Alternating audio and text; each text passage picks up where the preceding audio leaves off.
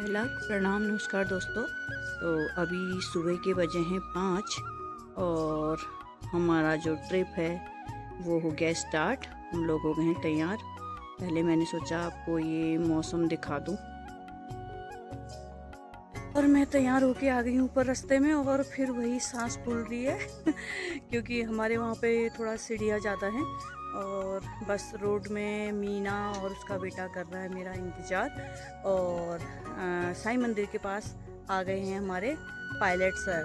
तो हम तीन तो पहुंच गए यहाँ पे। अब यहाँ से साईं मंदिर तक चलते हैं पैदल और वहाँ पे रुके हमारे पायलट सर, वही ललित भैया। तो चलते हैं गाड़ी की तरफ को। ये आ गए हैं ललित भैया और अब हम निकलते हैं शिखर की तरफ को, क्योंकि हमारे आधे साथी जो हैं वो शिखर में हैं।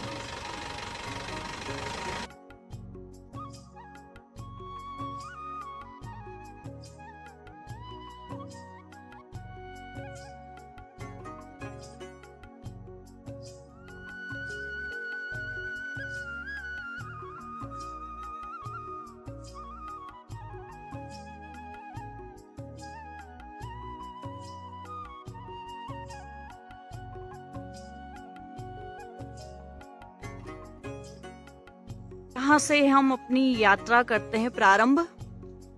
लगभग 4 किलोमीटर हमें पैदल चलना है। अभी अभी हमें दुकानदार ने जानकारी दी। वो बोल रहे थे कि मैं तो 45 मिनट में पहुंच जाता हूं और उनकी मैडम कह रही थी कि मैं 1 घंटे में पहुंच जाती हूं। अब हम देखते हैं कि हम कितने घंटे में पहुंचते हैं और ये मीना कितने घंटे में पहुंचती है। आज आप लोग कहाँ हैं? तो फाइनली अल्मोड़ से निकलकर सोमेश्वर होते हुए हम लोग दूनागिरी से आगे पहुंच गए हैं पांडवखोली, जहां से अब हमारा ट्रैक शुरू होता है।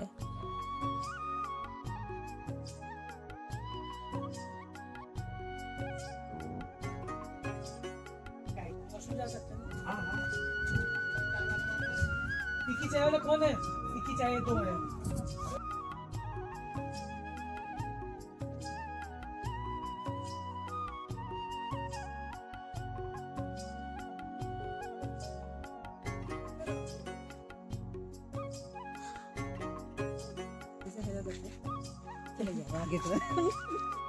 कविता जी के ब्लॉग में पहली बार आए हैं, बहुत आनंद आ रहा है। तो कर चुके हैं हम यात्रा प्रारंभ। देखते हैं कि कितना चल पाते हैं। भगवान से कह रहे कि भगवान हमें खूब ढेर सारी शक्ति दे दो कि हम 4 किलोमीटर चल सकें। और ये देखो इन दोनों का पोज। ये जो बच्चा आया है ये बहुत ही प्यारा बच्चा है और बहुत प्यारी प्यारी बातें करता है। और ये आशीष जी को देखो, ये बच्चे बने पड़े हैं अभी, इस बच्चे से भी छोटे बच्चे। ये देखो इनका पोज। वाह, वेरी गुड। आप भजन भी बहुत अच्छे गाते हो बोलना, अभी सुनाओगे? हाँ।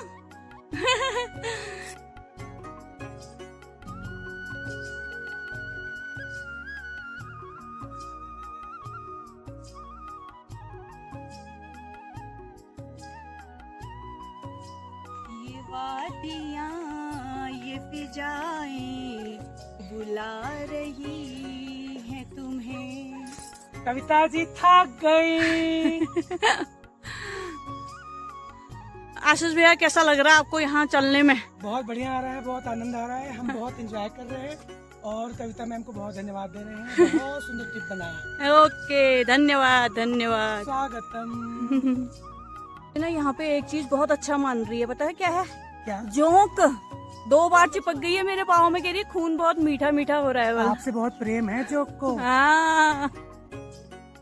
जब भी हम पहाड़ों में आते हैं तो प्रकृति का भरपूर आनंद लेते हैं और उसको महसूस करते हैं, लेकिन ये गलती ज़रूर करते हैं कि कूड़ा हम ऐसे फेंक के जाते हैं।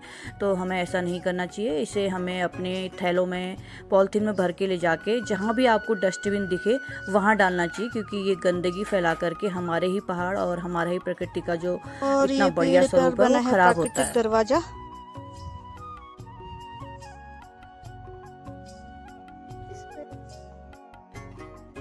वो देखो, 2 लोग वो आ रहे हैं और 2 लोग ये रह गए हैं। Hi guys. और एक वो बैठी है। पे आके ना मेरा एक वो कौन सा रील है उसमें वो बोलता है ना बच्चा, मेरा भी मन हो रहा है बोलने का, तो मैं भी बोलती हूँ, ओए जल्दी आवे घर बड़बाजू अरीन। और एक और मुझे बोलने का मन कर रहा है, वो है, ओई माँ कितना प्यारा जंगल है, ये हम कहाँ आ गए, दुनिया जाए भाड़ में और हम आ गए पहाड़ में। सुंदर और बहुत ही मतलब इतना आनंद आ रहा है, क्या मैं शब्दों में बताऊं।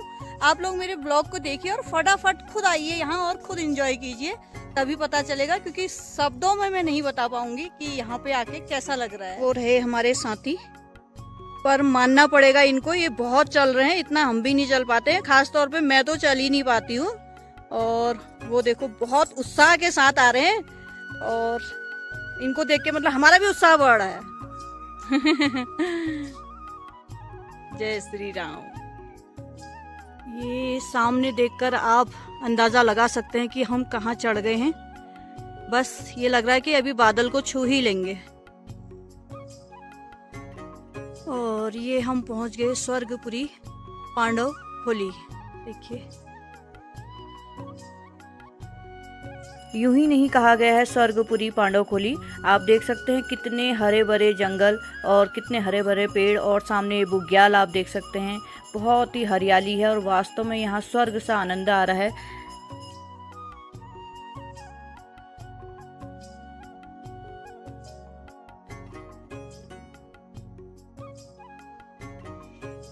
और ये सामने है पेड़ के नीचे भीम की गद्दी। कहा जाता है कि यहाँ पर भीम ने आराम किया था। अगर आप यहाँ पर खड़े होंगे और चलेंगे तो ऐसा महसूस करेंगे कि जैसे आप गद्दे के ऊपर पांव रख के चल रहे हैं। भगवान की असीम अनुकंपा से हम लोगों को भगवान ने ऐसी शक्ति दी, इतनी ताकत दी कि हम लोग पहुँच गए हैं अपनी मंजिल पे। और देखिए, आप ये मेरे पीछे बोर्ड देख सकते हैं, और वो सामने देखिए कितना सुंदर और कितना प्यारा व्यू लग रहा है कि मैं इनका वर्णन शब्दों में कर ही नहीं सकती हूँ। आप देखिए मेरे पीछे कितने सुंदर सुंदर से पेड़ हैं और बहुत प्यारा, मतलब यहाँ के ऐसा लग रहा है कि अब मैं कुछ नहीं बोल सकती। आप लोग आइए और देखिए।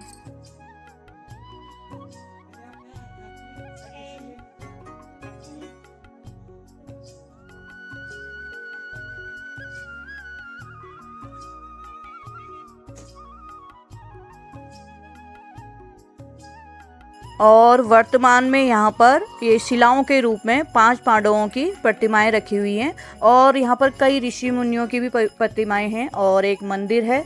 सारा मतलब बहुत कुछ यहाँ पर देखने लायक है।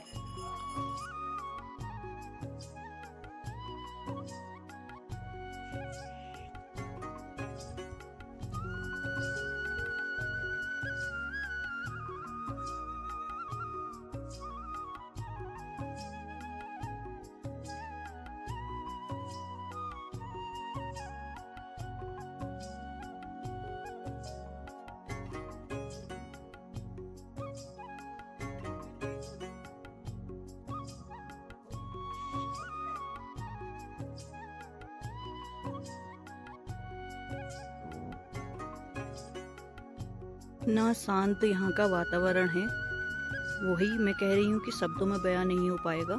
लेकिन ये कुछ हॉल बनाए गए हैं जिनमें मेडिटेशन होता है, ये देखिए। और यहाँ सचमुच इतनी शांति में ध्यान भी इतना अच्छा लगेगा ना कि कुछ कहा नहीं जा सकता। बस ये लग रहा है कि हम स्वर्ग में आ गए हैं।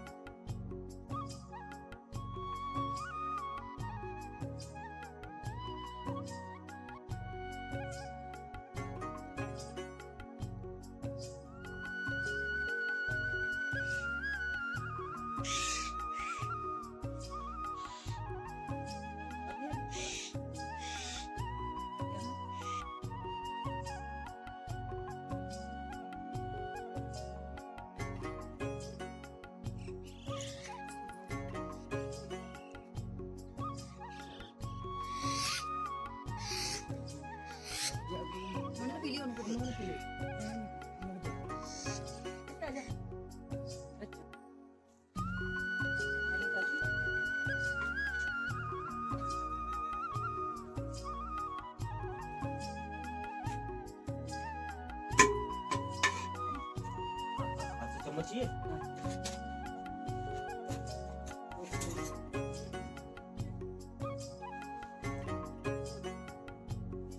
क्या बात है?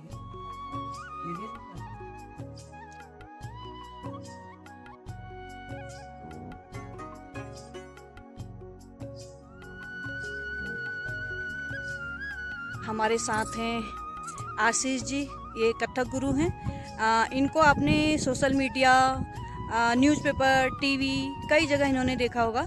ये बनारस से हमारे साथ आए हैं, तो इनसे अभी हम रिक्वेस्ट करते हैं कि ये एक छोटी सी बिल्कुल झलकी हमें भी दिखाएंगे और मैं उसे शूट करने की कोशिश करती हूँ।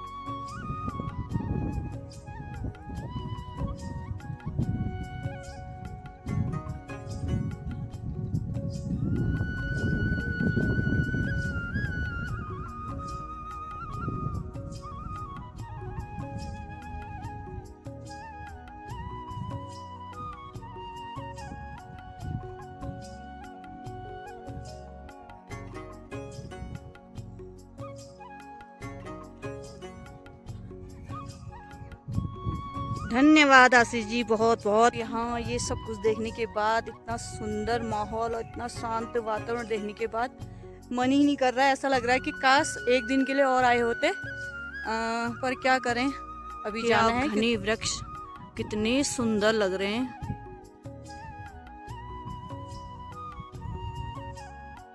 और बाबा जी लोगों ने हमें चाय पिलाई बहुत टेस्टी, और इतनी टेस्टी खिचड़ी खिलाई ना, आलू और सोया बड़ी की। बहुत ही टेस्टी अचार था, सलाद था, बहुत ही पेट भर के खाया है। अब देखते हैं कि चलने में कितनी ताकत आती है। जा रहे हैं और अभी ये लोग आ रहे हैं, बहुत सारे लोग अभी आ रहे हैं, देखिए।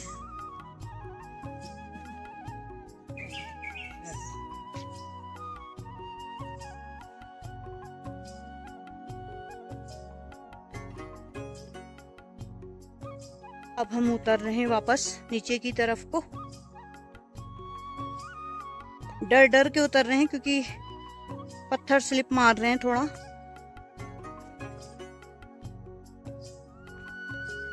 प्राकृतिक नज़ारों का भरपूर आनंद लेते हुए ठंडी ठंडी हवा के साथ हम लोग उतर गए हैं नीचे, और एक उत्साह, एक हौसला सा और ज़्यादा मन में हो रहा है कि देखो हम पहुंच गए वो सामने।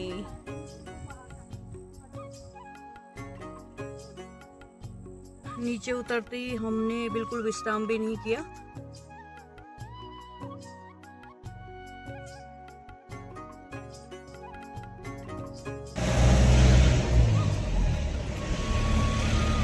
और पांडव कोली से लौटते हुए हमें हो गई है रात, और सामने देख सकते हैं हमारा जगमगाता हुआ प्यारा सा अल्मोड़ा। तो मेरे आज के ब्लॉग में इतना ही, फिर मिलती हूँ अगले ब्लॉग।